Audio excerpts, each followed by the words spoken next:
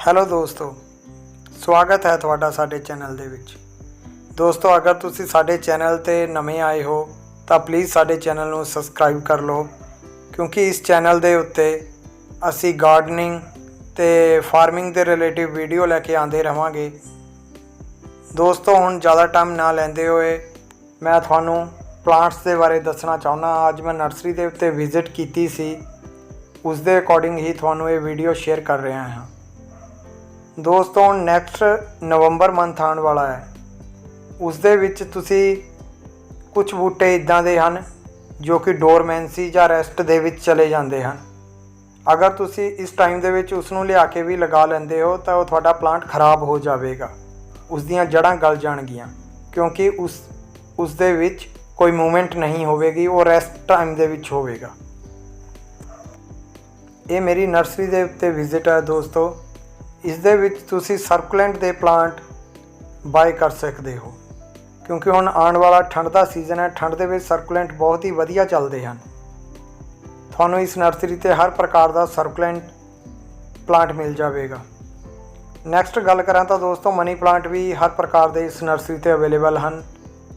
ਸਰਕੂਲੈਂਟ ਤੋਂ ਬਾਅਦ ਕੈਕਟਸ ਦੇ ਵੀ ਹਰ ਪ੍ਰਕਾਰ ਦੇ ਪਲਾਂਟ ਤੁਹਾਨੂੰ ਇੱਥੇ ਮਿਲ ਜਾਣਗੇ। ਸਰਕੂਲੈਂਟ ਤੇ ਕੈਕਟਸ ਤਾਂ ਤੁਸੀਂ ਖਰੀਦੋ ਹੀ ਖਰੀਦੋ ਅਗਰ ਤੁਸੀਂ ਇਸ ਟਾਈਮ ਵਿੱਚ ਨਰਸਰੀ 'ਤੇ ਜਾਂਦੇ ਹੋ। ਅਗਰ ਹੁਣ ਗੱਲ ਕਰਾਂ ਮੈਂ ਪੋਨੇਸੇਤੀਆ ਦੀ, ਪੋਨੇਸੇਤੀਆ ਪਲਾਂਟ ਨੂੰ ਵੀ ਤੁਸੀਂ ਅਕਤੂਬਰ ਦੇ ਲਾਸਟ ਵਿੱਚ ਖਰੀਦ ਸਕਦੇ ਹੋ, ਕਿਉਂਕਿ ਠੰਡ ਵਾਲਾ ਸੀਜ਼ਨ ਇਸ ਦੇ ਲਈ ਬਹੁਤ ਬੈਸਟ ਮੰਨਿਆ ਜਾਂਦਾ ਹੈ।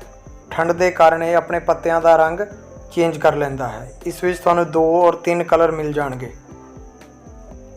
ਤੁਸੀਂ ਸਨੇਕ ਪਲਾਂਟ ਵੀ ਇਸ ਟਾਈਮ ਵਿੱਚ ਖਰੀਦ ਸਕਦੇ ਹੋ, ਉਸ ਦੀ ਵੀ ਗਰੋਥ ਸਰਦੀਆਂ ਵਿੱਚ ਬਹੁਤ ਅੱਛੀ ਹੁੰਦੀ ਹੈ। ਹੁਣ ਜਿਵੇਂ ਕਿ ਤੁਸੀਂ ਵੀਡੀਓ ਵਿੱਚ ਦੇਖ ਸਕਦੇ ਹੋ, ਇਹ ਕਰੋਟਨ ਦੇ ਪਲਾਂਟ ਹੈ ਦੋਸਤੋ। ਇਸ ਨੂੰ ਵੀ ਤੁਸੀਂ ਨਿਸ਼ਚਿੰਤ ਹੋ ਕੇ ਖਰੀਦ ਸਕਦੇ ਹੋ, ਕਿਉਂਕਿ ਕਰੋਟਨ ਵੀ ਸਰਦੀਆਂ ਵਿੱਚ ਵਧੀਆ ਚੱਲਦਾ ਹੈ। ਔਰ ਜਿੰਨੇ ਵੀ ਇਹ ਮਨੀ ਪਲਾਂਟ ਔਰ ਲੀਫੀ ਪਲਾਂਟ ਹੁੰਦੇ ਹਨ, ਪੱਤਿਆਂ ਵਾਲੇ ਪਲਾਂਟ, ਇਹਨਾਂ ਨੂੰ ਵੀ ਤੁਸੀਂ ਲਗਾ ਸਕਦੇ ਹੋ। ਦੋਸਤੋ, ਇੱਕ ਗੱਲ ਹੋਰ, ਉਸ ਨਰਸਰੀ ਉੱਤੇ ਜਾਣ ਦਾ ਫਾਇਦਾ ਹੁੰਦਾ ਹੈ ਜਿੱਥੇ ਦਾ ਨਰਸਰੀ ਵਾਲਾ ਤੁਹਾਨੂੰ ਸਹੀ ਐਡਵਾਈਸ ਦੇਵੇ। ਇਹ ਨਹੀਂ ਕਿ ਤੁਸੀਂ ਜਿਸ ਪਲਾਂਟ 'ਤੇ ਉਂਗਲੀ ਰੱਖੋ ਕਹੇ ਠੀਕ ਆ ਜੀ ਇਹ ਲੈ ਲਓ, ਇਹ ਵਧੀਆ ਚੱਲੇਗਾ, ਆਉਣ ਵਾਲਾ ਸੀਜ਼ਨ ਇਸ ਪਲਾਂਟ ਦਾ ਹੈ।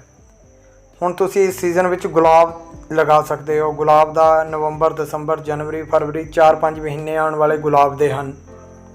ਨਾਲ ਹੀ ਨਾਲ ਤੁਸੀਂ ਗੇਂਦੇ ਦੇ, ਮੈਰੀਗੋਲਡ ਦੇ, ਹਰ ਤਰ੍ਹਾਂ ਦੇ ਪਲਾਂਟ ਮੈਰੀਗੋਲਡ ਦੇ ਤੁਸੀਂ ਆਪਣੇ ਗਾਰਡਨ ਵਿੱਚ ਐਡ ਕਰ ਸਕਦੇ ਹੋ।